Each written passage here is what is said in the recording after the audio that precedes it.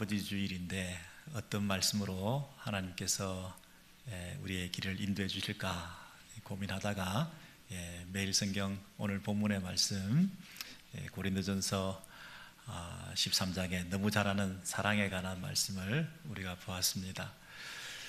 여러분, 오늘 교회 오실 때 길을 정하고 오신 거죠. 근데 길을 정하실 때 가장 짧은 거리, 최단 거리로 올 수 있는 방법도 있고, 그리고 최단 시간으로 올 수 있는 세팅도 있을 수가 있습니다. 어떤 분들은 프리웨이 좀 부담스러우시면 로컬로 오시는 분들도 계시겠죠. 나는 뭐 빨리 가는 것도 싫고 나는 경치를 보면서 뷰가 좋아야 된다. 이런 멀리 여행 가실 때 좋은 경치가 있으면 시간이 걸리더라도 나 그게 더 좋다. 이렇게 여유롭게 길을 정하기도 하시겠죠. 톨로드가 있으면 또 이게 힘들기 때문에 그걸 피하기도 하고, 그래서 길을 딱 정하는 건 너무너무 중요합니다. 요즘 우리 교회 좀 멀리서 오는 분들이 좀 많아지셔가지고 진짜 저는 이제 목회자 입장에서 오실 때 오시는 과정이 이 주님과 깊은 교제가 있는 시간이 되었으면 좋겠다, 그렇게 기도하고 있습니다. 그 오는 과정이 부담스럽고 길게 느껴지면 얼마나 하루하루 매주가 힘들겠습니까? 그래서 출발할 때부터 기쁨으로, 그리고 도착할 때까지, 그리고 도착했어도 와 정말 잘 왔다 이런 느낌이 드는 그 과정이, 그 걸어오는 모든 길이 정말 아름답고 무사하고 형통하고 이랬으면 좋겠다, 그런 기도가 절로 되던데요. 여러분, 저는 언젠가 한번 그 avoid ferry, 그 배 타는 거를 그 세팅해서 그 빼놓지 않으면 그 배 타는 대로 가서 그 길로 배를 타고 가라고 또 나오더라고요. 그래서 그 발보아 그 섬의 이 근처에 가서 그게 그 배 타고 건너는 데 있잖아요. 거기 앞에 딱 서가지고 그걸 건너라고 나오는 거예요. 그래서 이거 avoid ferry 이걸 세팅해야 되는구나. 그래서 이 길을 잘 정하는 거, 이게 어느 길로 갈 것인가, 최단 거리로 갈 건가, 그리고 아름다운 길로 갈 것인가, 그냥 재미있게 갈 건가, 이런 게 참 중요한 것 같아요. 여러분, 우리가 신앙생활을 지금 하고 있는데 어떤 면에서는 길을 걷고 있다, 이렇게 말할 수 있습니다. 우리는 목적지가 있습니다. 주님 오시는 그날까지, 우리가 천국에 입성할 때까지 길을 걸어가고 있는데, 우리가 어떤 길을 선호하십니까? 재미있는 길, 교회에 오셨는데 교회 와서 신앙생활 하는 것에 대해서 여러분이 어떤 것을 추구하고 살아가십니까? 교회에 와서 내가 추구하는 게 있을 거 아니겠어요? 내가 어떤 길을 걸어가겠다. 재미있어야 된다. 교회는 뭐 아무 재미가 없어갖고 교회를 어떻게 다니냐. 물론 재미가 필요하죠. 아니면 가족 같은 그런 소속감을 느낄 수 있어야 된다. 내가 친한 사람, 편한 사람, 비슷한 사람 이렇게 만나는 거 너무너무 중요하니까 그런 것을 우리가 추구할 수도 있습니다. 아니면 기왕 교회 다니는데 우리가 타이틀도 좀 필요하지 않습니까? 직분도 우리가 필요한 것 같고, 그래서 그 직분을 추구하는 것도 직분을 사모하라고 했으니까 귀한 일입니다. 직분을 사모해라, 이렇게 성경에 나와 있으니까요. 그것도 신앙생활을 잘 하고 있는 것 중에 한 가지일 수 있습니다. 어떤 경우는 나의 탤런트가 있습니다. 나의 기프트가 있습니다. 내가 은사가 있거든요. 그래서 내가 찬양의 은사가 있습니다. 그러면 내가 찬양을 좀 이렇게 잘 할 수 있고 기회가 있는, 그것이 좋지 않겠어요? 내가 티칭의 은사가 있습니다. 그러면 가르칠 수 있는 그런 역할이나 그런 기회가 있다면 그것도 내가 신앙생활 하는데 큰 도움이 되고, 또 가르치는 그 역할들을 잘 해서 내게 기쁨도 있을 수 있는 거 아니겠습니까? 네, 그래서 여러 다양한 자기의 은사들을 발휘하고 또 개발하고 또 선용할 수 있는 그런 신앙생활 하는 거 굉장히 의미가 있다고 생각합니다. 어떤 경우는 가슴이 좀 답답하다, 교회 가서 좀 카타르시스가 일어났으면 좋겠다, 사이다가 터지는 것처럼 정말 시원하고 뜨겁고 좀 그 감정적으로 굉장히 충만한 그런 경험들이 늘 우리가 필요한데, 그런 면에서 그것을 내가 추구하는 그런 교회를 찾거나 또 그런 스타일의 예배를 원하거나 또 내가 거기에 인볼브해서 그 일에 열심을 낼 수 있는, 그래서 각각 자기 나름대로 신앙생활하는 그리고 목적지를 향해서 가는 그 길이 나름대로 의미가 있어야 되는 거 아니겠어요? 그래서 이 고린도 교회도 보면 고린도 교회 성도들이 나름대로 그 길을 걷고 있습니다. 신앙생활하면서 천국에 입성할 때까지 이 땅에서 나름대로 추구하는 것이 있었습니다. 그런데 사도 바울이 그들에게 이렇게 말합니다. 더 좋은 길이 있다. 더 큰 은사를 추구하고 사모해라. 이런 얘기를 하고 있기 때문에 오늘 13장 그 배경이 되는 12장 말미에 고린도전서 12장 27절부터 이런 내용을 여러분 살펴보시기 바랍니다. 너희는 몸이다, 그리스도의 몸이다. 이 말은 너희가 교회다 이 말이죠. 너희가 신앙 공동체에 모여있는 각 지체들이다. 그래서 그 몸을 너희들이 이루고 있는데 그 몸을 이루고 있는 너희 각 지체들이 하나님 앞에서 세움받은 교회의 일꾼들을 세워주셨는데 그 탤런트대로 은사대로 사도가 되기도 하고 또 선지자가 되기도 하고 교사로 세우시기도 하고 또 능력을 행하는 사람이기도 하고 병을 고치는 신유의 은사를 가지기도 하고 방언을 말하기도 하고 통역을 하기도 하고 예언을 하기도 하고 여러 다양한 은사를 하나님께서 주셨는데 다 자기가 받은 은사를 주장하고 내가 받은 은사가 모든 것이 다인 것처럼 그렇게 얘기를 하면 곤란하다 그 얘기죠. 우리 모두가 다양한 은사를 가지고 각각 받은 그 은사를 서로를 존중하면서 그 은사를 잘 사용해서 공동체의 유익을 위해서 세우는 일에 너희가 쓰임받아야지 내가 받은 은사가 최고다라고 주장을 하면 곤란하다. 그러면서 너희는 부터 같이 읽겠습니다. 시작. 너희는 더욱 큰 은사를 사모하라. 내가 또한 가장 좋은 길을 너희에게 보이리라 그랬습니다. 여기에서 중요한 형용사들이 있는데 그게 뭘까요? 은사 앞에 큰 은사, 더욱 큰 은사, 그리고 길 앞에 뭐가 있을까요? 가장 좋은 길, 이렇게 되어 있습니다. 여러분, 우리는 나름대로 길을 걷고 있습니다. 그런데 가장 좋은 길이 있습니다. 나름대로 이게 좋은 길을 걷고 있다고 생각하는데 가장 좋은 길이 뭔가? 우리는 나름대로 은사가 있습니다. 우리가 추구하는 게 있습니다. 근데 더욱 큰 은사를 사모해라. 여러분, 그 얘기는 어떤 의미가 포함되어 있을까요? 그 당시 고린도 교회 사람들이 서로 크다라고 하고 있었기 때문에 더욱 큰 은사를 사모하라고 얘기한 것이죠. 나름대로 이것이 제일 좋은 길이다라고 생각했기 때문에 가장 좋은 길이 있다 이렇게 얘기를 한 거죠.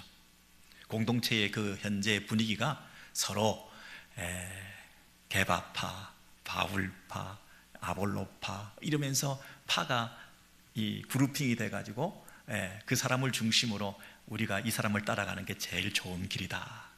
이 사람의 가르침을 받는 것이 가장 좋은 가르침을 받는 거다. 나는 개척한 이 바울을 사랑한다. 나는 말씀을 잘 가르치는 아볼로를 사랑한다. 나는 게바를 더 귀하게 여긴다. 뭐 이러면서 나름대로 그 교회에 와서 신앙생활하는 자기의 걸어가는 그 길이 그 사람들을 중심으로 해서 이것이 좋은 길이다. 각자가 나는 이 방언을 받았습니다. 나는 예언의 은사가 있습니다. 나는 신유의 은사가 있습니다. 이러면서 자기가 받은 은사가 제일 크다. 내가 받은 은사가 가장 중요한 은사다. 서로 크다라고 하고 있는 그들에게 가장 큰 은사를 사모하라. 여러분, 서로 크다라고 하는 가운데, 서로 좋다라고 하는 가운데 사도 바울이 제시하시는 가장 큰 은사는 무엇이고 가장 좋은 길은 무엇이겠습니까? 그것이 오늘 13장입니다. 그래서 13장 1절부터 3절까지 쭉 읽으신 내용을 보면 같이 한번 읽으시도록 하겠습니다. 시작. 내가 사람의 방언과 천사의 말을 할지라도 사랑이 없으면 소리나는 구리와 울리는 괭가리가 되고 내가 예언하는 능력이 있어 모든 비밀과 모든 지식을 알고 또 산을 옮길 만한 모든 믿음이 있을지라도 사랑이 없으면 내가 아무것도 아니요 내가 내게 있는 모든 것으로 구제하고 또 내 몸을 불사르게 내줄지라도 사랑이 없으면 내게 아무 유익이 없느니라. 여러분 보시면 주어가 뭡니까?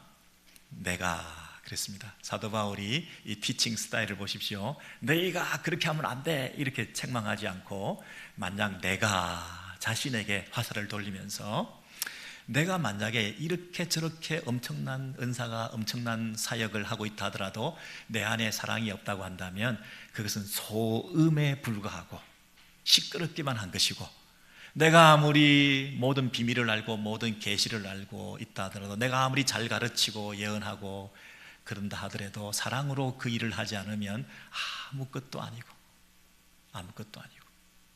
여러분, 다른 사람에게 당신들 아무것도 아니야, 당신들 하는 것은 소음에 불과해, 시끄러워, 이러면 얼마나 기분 나쁘겠습니까? 근데 그 얘기를 자기한테 하면서 내가 만약에 사랑이 없이 그걸 한다면 나는 아무것도 아니야, 나는 그냥 짓거리고 떠들기만 하는 거야, 나는 사랑이 없으면 사도도 아니고 아무 유익도 없는 거야, 내가 구제하고 모든 걸 바치고 순교하고 몸을 불사르고 한다 하더라도 그것이 내 명예를 위한 것이고 사람들로부터 인정받기 위한 것이고 섬기고 사랑하는 마음으로 한 것이 아니라고 한다면 그것은 내게 아무 유익이 없느니라. 명예를 중요하게 생각하는 그 당시에 이런 구제를 한다든지 헌신을 한다든지 사람들 보기에 어떤 대단한 모습을 보이면 사람들로부터 칭찬을 받고 인정을 받고 박수를 받고 그 프라핏이 나한테 돌아오는데, 내가 만약에 그런 것을 추구하고 했다고 한다면 나는 아무 유익이 없다. 자기를 위해서 한 것은 아무 유익이 내게 없는 것이다.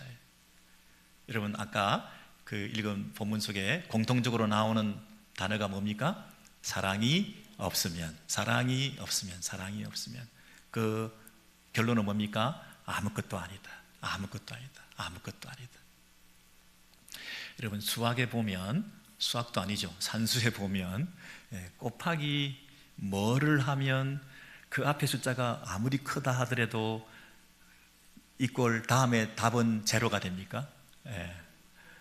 곱하기 제로를 하면, 0을 하면 앞에 있는 숫자가 아무리 크다 하더라도 이 답은 제로가 되는 거죠. 빵이 되는 거죠, 빵이. 그래서 우리가 오늘 본문에 하면 그 곱하기 제로가 뭐에 해당되는 겁니까? 곱하기 사랑 없음. 사랑 없음으로 한 그 어떤 모든 것들도 아무 의미가 없다. 우리가 오늘도 말씀을 듣는데 제가 만약에 말씀을 가르치는 은사가 있습니다. 그래서 내가 이 직분을 감당하기 위해서 제가 말씀을 전하는데, 이 말씀을 가르치는 게 막 현학적이고 자기 지식을 자랑하고 그리고 내가 가진 것을, 아는 것을 가지고 정죄하고 나무라기만 하고 옳고 그른 것만 지적질하고 그렇게 해대기만 한다면, 사랑이 없이 그 일을 한다고 한다면 아무 유익이 없고 아무 효과도 없고 아무것도 인정받지 못한다. 여러분께서 오늘 봉사하고 뭐 애찬을 준비하고 찬양을 하고 뭐 이렇게 여러분이 교회에 와서 많이 애를 쓰시잖아요.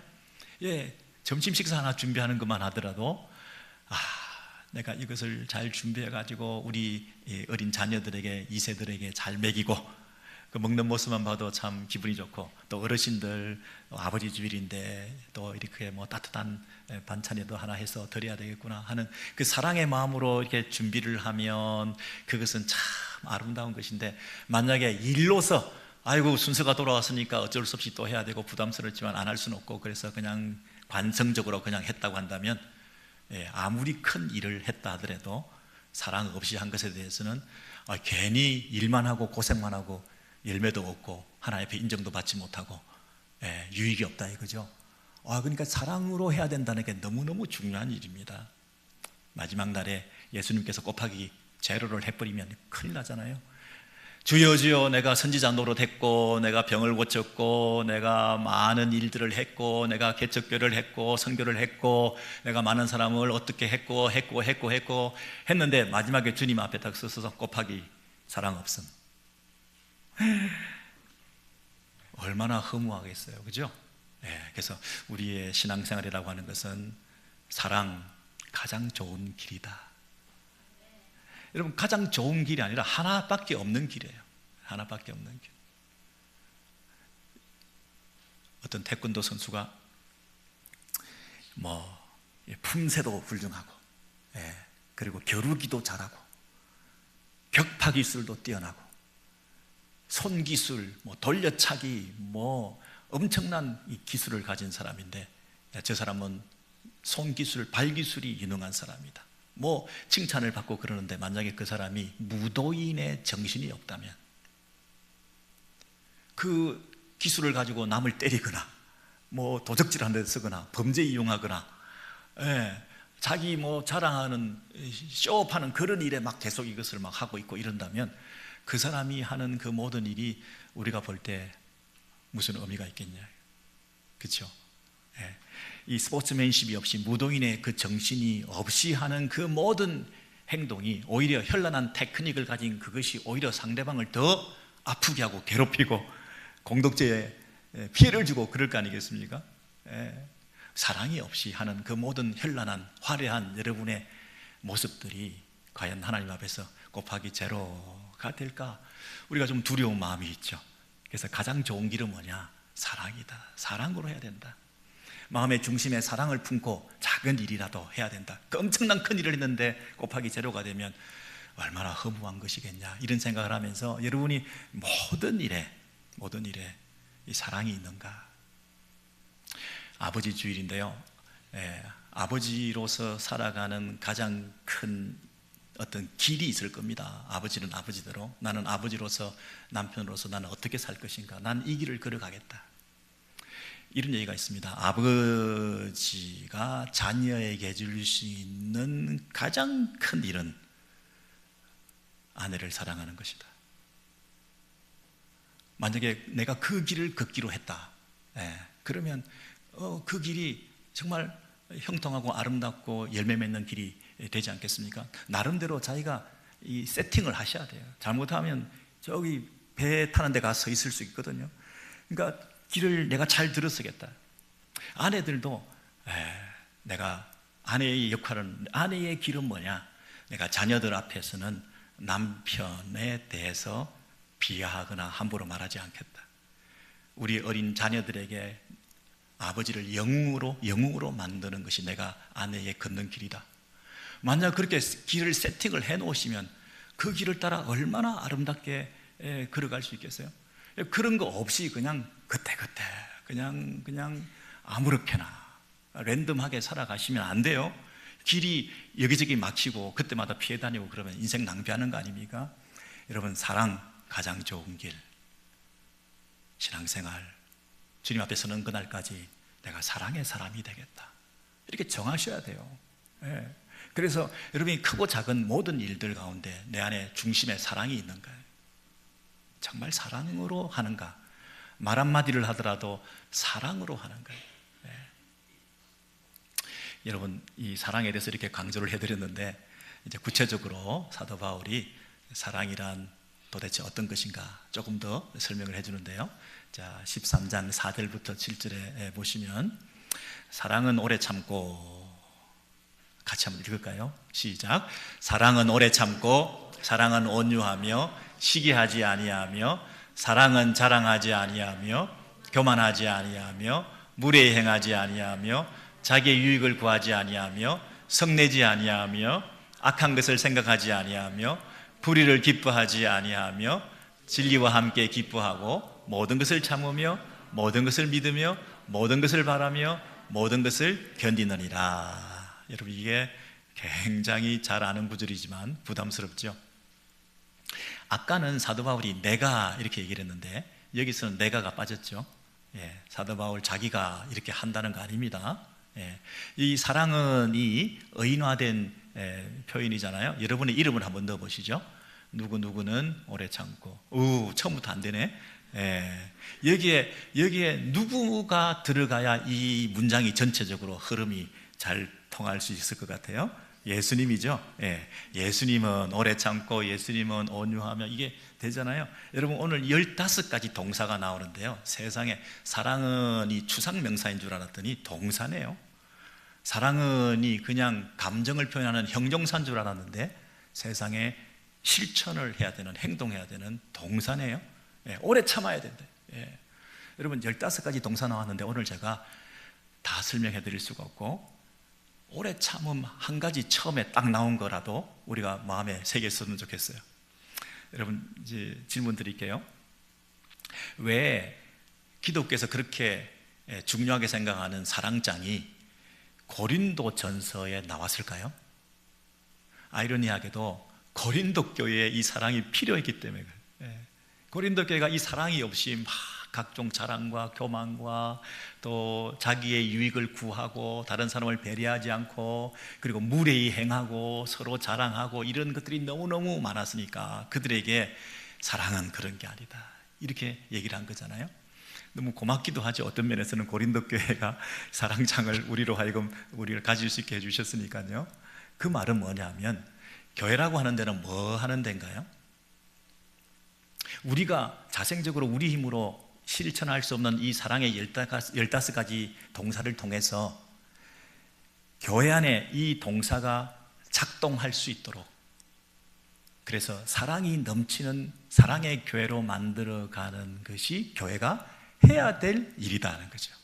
고린도 교회에 문제가 있는 것처럼 이 땅의 모든 지상교회들은 여러분 각자의 이름을 넣으면 전혀 어울리지 않는 문장이 지금 되었던 것처럼 예수님이 그 안에 이름이 들어갔을 때 비로소 그 문장이 통하는 것처럼, 그러면 우리가 다 예수님의 마음을 품고, 우리는 못하지만 예수님께서 하신 그 사랑을 우리가 힘입어서 우리가 그 일들을 감당해낼 때 교회가 뭐가 된다고요?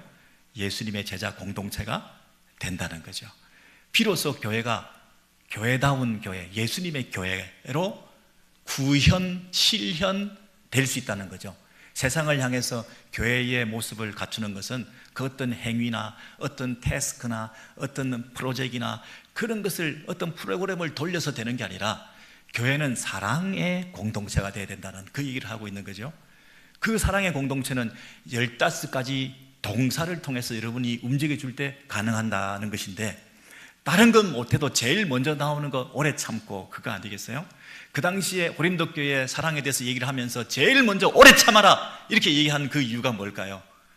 제일 못하는 게 오래 참는 거거든요. 다른 거 모르겠다, 너희들이 사랑한다는 얘기는 오래 참는 거다. 제일 첫 번째 그 한 동사라도 우리가 마음에 새기셔서 여러분이 앞으로 사랑의 제자 공동체에 속해 있는 오렌지교회 성도들이 한 가지 덕목, 오래 참는 거, 즉각적으로 반응하지 않는 거, 당장 원수 갚아주지 않는 거, 기분 나쁜 거 당장 얘기하지 않는 거, 기다려주는 거, 내가 슬픈 일, 내가 억울한 일, 내가 분한 일 당했다고 쏟아내 놓지 않는 거, 오래 참는 거. 사랑은 오래 참고, 맨날 노래하면서 오래 참지 않으면 그 노래 왜 하는 거예요, 그죠? 여러분, 결혼에 반지를 받는다고 그러죠. 처음에는 웨딩 링을 받습니다. 결혼 반지. 근데 결혼은 서퍼링을 또 받지 않습니까? 서퍼링, 고통, 오래 참음, 기다림을 통해서 서로 인내하는 거. 이게 사랑의 이 공동체, 사랑으로 살아가는 공동체의 모습이라는 거죠. 사랑은 오래 참는 거다. 여러분 어떠신가요? 첫 번째부터 걸리는데 우리 첫 번째부터라도 한번 실천해 보겠다. 15가지 동사 중에 한 가지라도 내가 오래 참겠다. 오래 참겠다. 여러분, 이 사랑에 대해서 쭉 이제 설명을 하고 난 다음에 이 사랑의 아름다운 화음이 있는 공동체가 되기를 원하는 거죠. 여러분, 어떤 어머니가 진짜 돈을 엄청 들여가지고 바이올린과 비올라와 이 뭡니까 또 첼로를 사줬어요, 삼형제한테. 근데 이 삼형제가 그것을 열심히 연습하고 그래서 아름다운 하모니를 이루어서 연주해 주기를 기대하는 마음으로 어머니가 그 비싼 것을 참 없는 돈에 그렇게 사줬는데, 얘네들 셋이가 계속 연주하고 연습하고 화음 맞추지 않고 자기 이 악기는 자랑하고 자기 소리만 크게 내려고 그러고 그리고 있다고 한다면 이 애미 마음이 얼마나 아프겠습니까? 교회에 하나님께서 은사를 주셨는데 십자가의 피값으로 당신의 아들을 이 땅에 주시면서까지 이 땅에 그 교회를 세우셨는데, 교회 안에 있는 성도들이 각자 받은 은사를 가지고 아름다운 하모니를 이루는데 그 하모니의 절대음이 뭡니까? 사랑이라는 거예요. 오케스트라가 처음 시작할 때 이 절대음에 맞춰서 튜닝을 해야 되는 것처럼 각자 자기 소리를 내면 안 돼요. 불협화음으로 이 오케스트라 연주가 시작하기 전에는 벨소리가 다 나고 있지만, 그러나 연주가 딱 시작되고 지휘를 시작하면 그 사랑의 화음이, 절대음이 이 선율을 뒤덮는 이런 분위기가 교회의 모습으로 나타나야지, 사랑의 그 아름다운 하모니가 공동체 안에 나타나야지, 이 절대음으로 이 조율된, 튜닝된 그 음을 내야지, 각자 자기 소리를 내면서 내 소리가, 내 악기가 최고다 이렇게 얘기를 하면 어떻게 되겠습니까? 그런 마음으로 지금 사도 바울이 고린도 교회 튜닝해라, 튜닝, 조절해라. 제일 먼저 해야 될 것은 오래 참아라, 기다려줘라. 제발 누가 실수를 했건 누가 잘못을 했건 그것에 대해서 즉각적으로 반응을 하지 말고 남편과 자녀와 모든 관계 속에서 기도하면서 기다려주는 그런 모습이 있어야 되지. 그래야 너도 잘못했을 때 남들도 기다려주고, 그래서 사랑으로 마음으로 함께 하나가 되어서 아름다운 하모니를 이루는 이 공동체를 내가 경험해보고 싶다, 그 얘기를 하는 거거든요. 여러분, 이건 너무나 중요해서 제가 좀 강조를 하고 싶은데요, 이것은 요한복음 13장에 있는 예수님의 말씀에 너희가 서로 사랑하라 하는 그 새 계명과 직접적으로 연결되어 있는 것이잖아요. 그러니까 제가 몇 번 말씀드렸는데 오늘 다시 한번 말씀드리고 우리 강조했으면 좋겠습니다. 시작. 새 계명을 너희에게 주노니 서로 사랑하라. 내가 너희를 사랑한 것 같이 너희도 서로 사랑하라. 너희가 서로 사랑하면 이로써 모든 사람이 너희가 내 제자인 줄 알리라. 너희가 내 제자인 줄을, 교회라고 하는 것을 세상 사람들이 알게끔 하는 것이 뭐라고? 서로 사랑하는 거예요. 세상이 우리를 예수님의 제자 공동체라고 하는 것을 알게 하는 방법은 우리가 서로 사랑하는 거예요.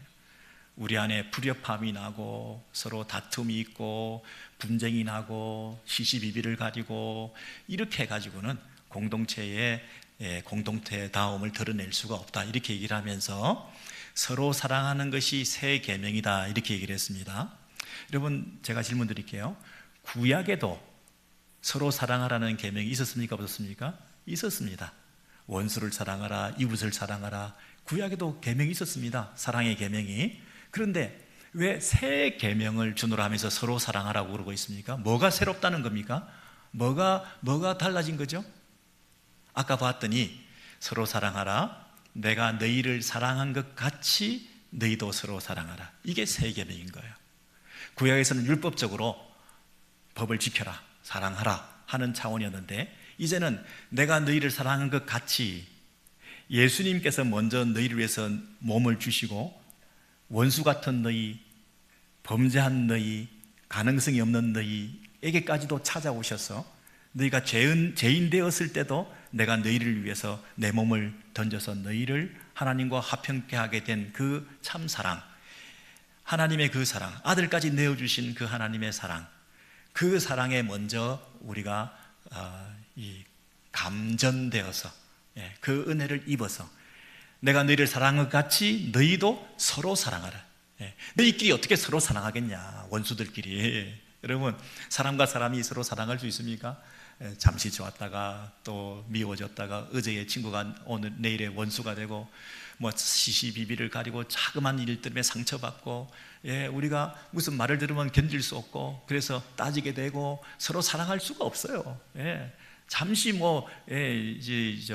휴전했을 뿐이지 정전된 게 아니잖아요. 진짜 우리가 서로 사랑한다는 것은 가능성이 없어요. 부부간에도 마찬가지고. 그런데 서로 사랑할 수 있는 길이 있는데, 그게 뭐라고요? 내가 너희를 사랑한 것까지, 내가 하나님의 사랑을 받았다, 예수 그리스도의 그 사랑이 뭔지를 깨달았다. 여러분, 이 요한복음 비유가 나중에 포도나무와 가지의 비유에 똑같이 그 얘기가 나오거든요. 너희는 내 안에 거하라, 너희가 내 안에 거하라, 너희가 내 안에 거하라. 그 말은 뭡니까? 예수의 사랑, 예수께서 원수까지도 사랑하신 그 사랑, 용서받을 수 없는 너희를 향해서 베푸신 하나님의 그 사랑, 그 사랑을 네가 받은 자라는 것을 먼저 깨달으면, 그 말이죠. 네가 1만 달란트 탕감받은 그 사실에 대한 구원의 감격이 있으면, 너희가 내 안에 거하면, 그 말이죠. 포도나무와 가지가 붙어 있으면 늘 예수님의 사랑에 대해서 묵상하면, 내가 받은 사랑이 얼마나 큰가에 대해서 늘 기억하면, 포도나무와 가지의 그 연결을 늘 기억하고 있으면 내가 자연히 열매를 맺는다는 거예요. 서로 사랑의 열매를 맺을 수 있다는 겁니다. 그 원리를 우리가 기억해야 되는 거죠. 그래서 비로소 우리는 이 공동체 안에 사랑을 실천할 수 있게 된다. 우리는 반사체에 불과하지 발광체가 아니다. 우리는 받은 사랑, 그래서 받은 사랑의 반사체로서 서로 사랑이 가능한 그런 존재라는 것을 기억하라는 것이죠. 그래서 공동체는 사랑의 공동체가 되어야 된다. 그런데 이게 쉬운 일이 아니기 때문에 예수님의 사랑, 그것을 깨달아야 된다. 사도 바울이 이렇게 얘기를 하죠. 그래서 이렇게 살아가는 사랑이 유일한 가장 좋은 길이다 하는 것을 믿고 살아가는 것이 과연 끝까지 갈 것인가, 이게 정말 성공할 것인가, 이게 정말 유종의 미를 거둘 것인가 하는 부분에서 마지막으로 우리 정리할 텐데요, 13장 8절 이하에 보시면 우리가 추구하는 이 사랑은 끝까지 떨어지지 않는다. 이 효능은 계속된다. 그에 반해서 너희가 지금 자랑하고 있는 예언이라든지 방언이라든지 지식이라든지 이런 은사들은 그 효능이 다하게 된다는 거죠. 패하리라 그랬습니다. 여러분, 이런 은사들도 하나님이 주신 거기 때문에 너무나 소중한 거죠. 너무나 고귀한 거죠. 너무나 귀한 것들이긴 하지만 그럼에도 불구하고 이것은 한시적인 것이다, 그렇게 얘기합니다. 그래서 너희들이 한시적인 것이 아니라 영원히 계속 추구해야 될 은사는 뭐냐면 믿음과 소망과 사랑이다, 이렇게 얘기합니다. 자, 예언과 방언과 지식 세 가지와 대조적으로 믿음과 소망과 사랑, 이 세 가지를 대조하면서 무엇으로 대조하느냐 하면 그때는 그랬습니다. 그때는, 지금은 그렇지만 그때는 그랬습니다. 지금은 우리가 거울로 보는 것 같이 희미하지만 그때는 얼굴과 얼굴을 대하는 것 같이 분명히 알게 된다. 제가 다시 한번 설명드릴게요. 이절을 보셔요. 여러분께서 그 그랜드 캐년 다 가보셨을 거 아니겠습니까? 근데 한국에서 미국 오기 전에 사진으로 교과서에 나와 있는 그 그림으로 또는 영상으로 그 그랜드 캐년을 보셨을 거예요, 그죠? 예, 보셨는데 실제로 오셔가지고 여기서 가보시니까 달라진 거죠. 예, 얼굴과 얼굴을 대한다는 얘기는 무슨 얘기냐면 실물을 본다는 거예요. 얼굴과 얼굴을 대하여보면 실제로 본다는 거예요. 근데 거울을 본다는 얘기는 거울에 반사된 내 얼굴을 본다는 거예요. 이건 실제로 보는 게 아니라는 거예요. 어떤 분은 이게 청동구리 거울이라서 희미하게 보인다 이렇게도 얘기하지만, 그런 데도 있겠지만 얼굴과 얼굴을 대하여 본다는 말의 반대는 실제로 보지 못하고 사진으로 본다, 그냥 그림으로 본다, 이런 뜻이에요. 그러므로 지금 예언이나 지식이나 방언이나 하는 우리의 그 은사를 사용해서 그것을 추구하고 살아가는 삶은 하나님을 온전히 볼 수 없고 알 수 없는 거라는 거예요. 부분적으로 알게 되는 것이고 부분적으로 은혜를 받는 방법이라는 거예요. 그런데 얼굴을 대하여 직접 보는 것처럼 하게 될 그날은 주님을 다시 만났을 때 직접 보게 된다는 거예요. 그러니까 지금 우리가 이 땅에서 추구해야 될 것은 뭐냐면 나중에 패하여지게 될 것을 추구하지 말고, 그것도 귀한 것이지만 우리가 더 추구하고 더 크게 생각하고 더 아름답게 우리가 갖고 가야 될 부분은 뭐냐면 그때도 영원하고 지금도 있는 믿음과 소망과 사랑의 은사라는 거예요. 지금도 내가 믿습니다, 구원을 받고 지금도 하나님을 신뢰합니다. 우리 천국 가서도 그분을 실제로 그분 앞에서 그분을 신뢰하고 의존하고 믿음으로 살아가는 것이라는 거예요. 그런데 예언이나 방언이나 이것은 천국 가서는 소용이 없는 것들이라는 거 아닙니까? 지금도 우리가 소망을 품고 우리가 주님을 바라보고 인내하며 살고 있습니다만은 그 천국에 가서도 우리가 그분만을 바라보고 살아가야 되는, 그분만을 소망 삼고 살아야 되는, 실제로 얼굴과 얼굴을 맞대면서 그 은혜에 들어가게 된다는 거 아닙니까? 지금도 우리가 서로 사랑이라는 그 은사를 더 큰 은사로 추구하고 살아가게 되는데 마지막에 영원한 그 나라에 가서도 하나님이 사랑이시라, 부분적으로 알던 그 사랑이지만 이제는 그 마지막 날에는 사랑의 본체이신 그분 앞에서 그 사랑을 누리고 우리도 서로 사랑하고 살아가는 이 믿음과 소망과 사랑이라고 하는 것이 그때도 영원한 것이다. 다시 한번 이 성경 구절을 밑에 보시면요, 13장 13절에 이렇게 문법적으로 보셔야 되는데, 그때는 그리고 지금은 이게 대조되어 있죠. 그런데 그런즉 믿음, 소망, 사랑 이 세 가지는 항상 있을 것인데, 거기 보면 영어로 어떻게 되어 있나요? Now, 지금은. 그때는 영원한 나라 천국 안에 들어가서 있게 될 그 영원한 것이 있겠지만, 그러나 지금도 Now, 지금도 우리에게 뭐가 있습니까?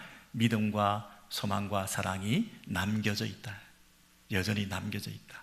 그리고 그 남겨져 있는 이것이 항상 영원히 있을 것이다.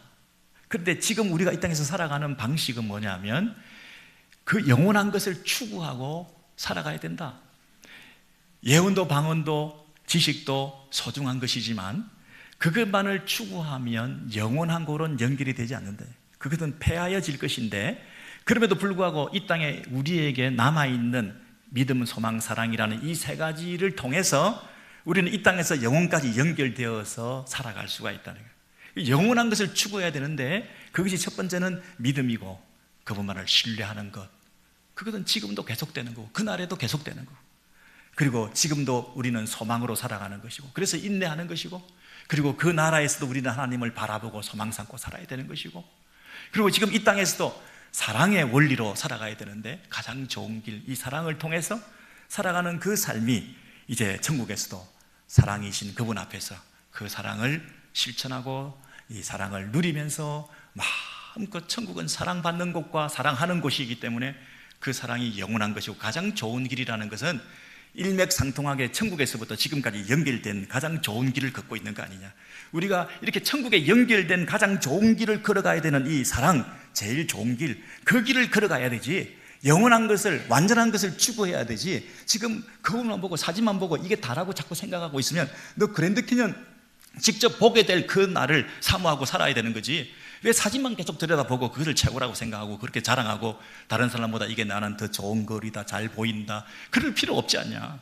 이 땅에서 충분히 믿음으로, 소망으로, 사랑으로 살아가는 것, 넉넉하다, 이것으로 충분하다, 그렇게 살아가야 될 거 아니냐. 그러면서 믿음, 소망, 사랑의 그 세 가지 주어를 단수로 받고 있습니다.